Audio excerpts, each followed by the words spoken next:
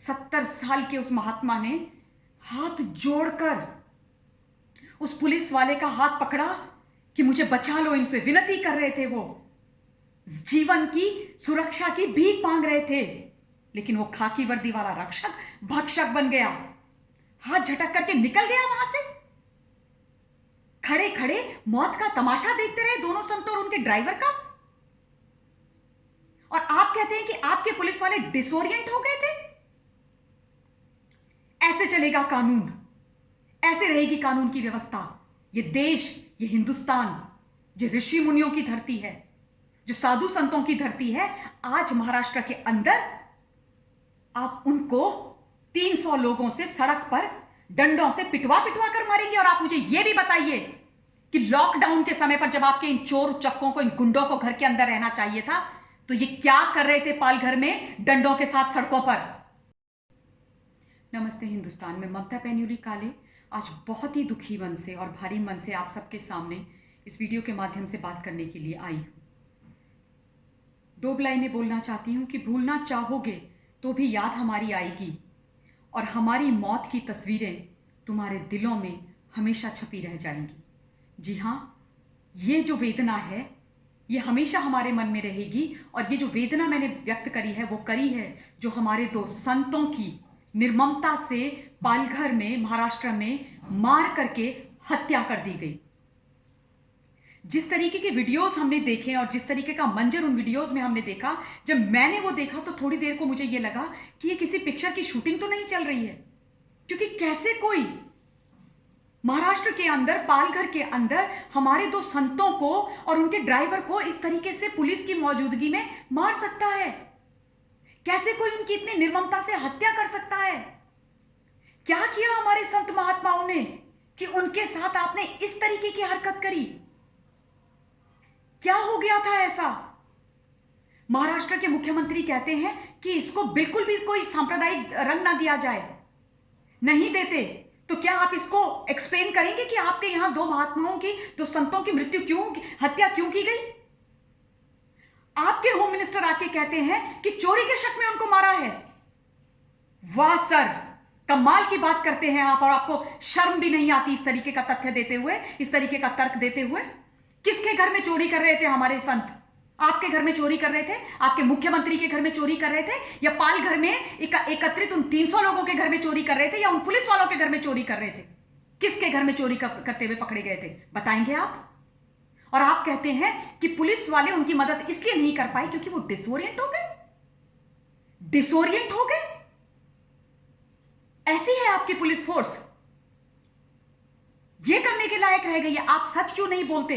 क्योंकि आज आपकी महाराष्ट्र की पुलिस इस वक्त जो है सिर्फ और सिर्फ अरबपति, करोड़पति चोरों के साथ खड़ी है। इसीलिए तो वधावन ब्रदर्स को खंडाला से महाबलेश्वर जाने के लिए आपके जो है सबसे बड़े आईपीएस ऑफिसर चिट्ठी लिख देते हैं कि ये मेरे मित्र हैं, मेरे साथी हैं, इनको जाने दिया जाए। और उनके जो है 23 लोग और 5 गाड़ियां जाती हैं, लेकिन 2 संतों को मौत के घाट उतरवा देते हैं। 70 साल के उस महात्मा ने हाथ जोड़कर उस पुलिस वाले का हाथ पकड़ा कि मुझे बचा लो इनसे, विनती कर रहे थे। वो जीवन की सुरक्षा की भीख मांग रहे थे, लेकिन वो खाकी वर्दी वाला रक्षक भक्षक बन गया, हाथ झटक करके निकल गया वहां से। खड़े खड़े मौत का तमाशा देखते रहे दोनों संत और उनके ड्राइवर का। और आप कहते हैं कि आपके पुलिस वाले डिसोरिएंट हो गए थे। ऐसे चलेगा कानून, ऐसे रहेगी कानून की व्यवस्था। ये देश, ये हिंदुस्तान, जो ऋषि मुनियों की धरती है, जो साधु संतों की धरती है, आज महाराष्ट्र के अंदर आप उनको 300 लोगों से सड़क पर डंडों से पिटवा पिटवा कर मारेंगे। और आप मुझे यह भी बताइए कि लॉकडाउन के समय पर जब आपके इन चोर चक्कों को, इन गुंडों को घर के अंदर रहना चाहिए था, तो ये क्या कर रहे थे पालघर में डंडों के साथ सड़कों पर?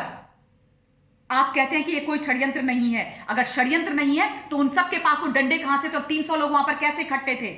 इसका मतलब तो ये बात हुई ना कि जो वहां से सूचनाएं आ रही वो सही है, कि उसमें एक एनसीपी के नेता और कम्युनिस्ट के कुछ लीडर्स का हाथ है। और जब आपसे पूछा जाता है तो आप कहते हैं कि हमने कार्रवाई कर ली, हमने पुलिस वालों को सस्पेंड कर दिया। सस्पेंशन?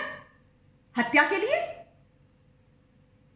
निकाल के बाहर कीजिए उनको नौकरी से, और उन लोगों को, उन हत्यारों को आपको कड़ी से कड़ी सजा देनी पड़ेगी।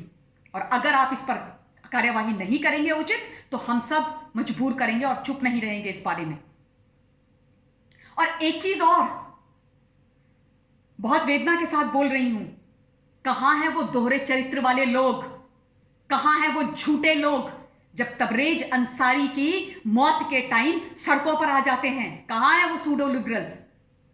कहां है वो अवार्ड वापसी गैंग? कहां है वो ओपन लेटर वाले गैंग?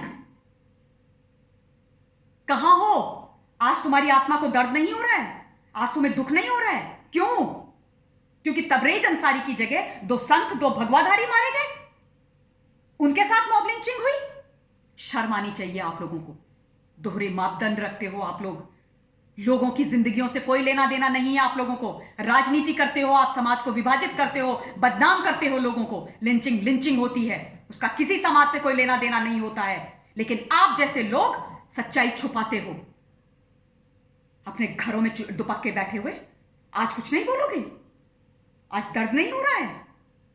बुरा नहीं लगा किस तरीके से मारा? देखा नहीं जाता है उन वीडियोस को, दिल तार तार हो जाता है। शर्म आनी चाहिए आप सब लोगों को। और महाराष्ट्र की सरकार से एक बात साफ, आपको न्याय करना पड़ेगा। और तमाम संतों के चरणों में प्रणाम के साथ माफी मांगती हूं कि पालघर महाराष्ट्र में हमारे 2 संतों के साथ इस तरीके की घटना हुई। हम आपके साथ हैं और तब तक चुप नहीं बैठेंगे जब तक इन दरिंदों को कड़ी से कड़ी सजा मिले। धन्यवाद। जय हिंद।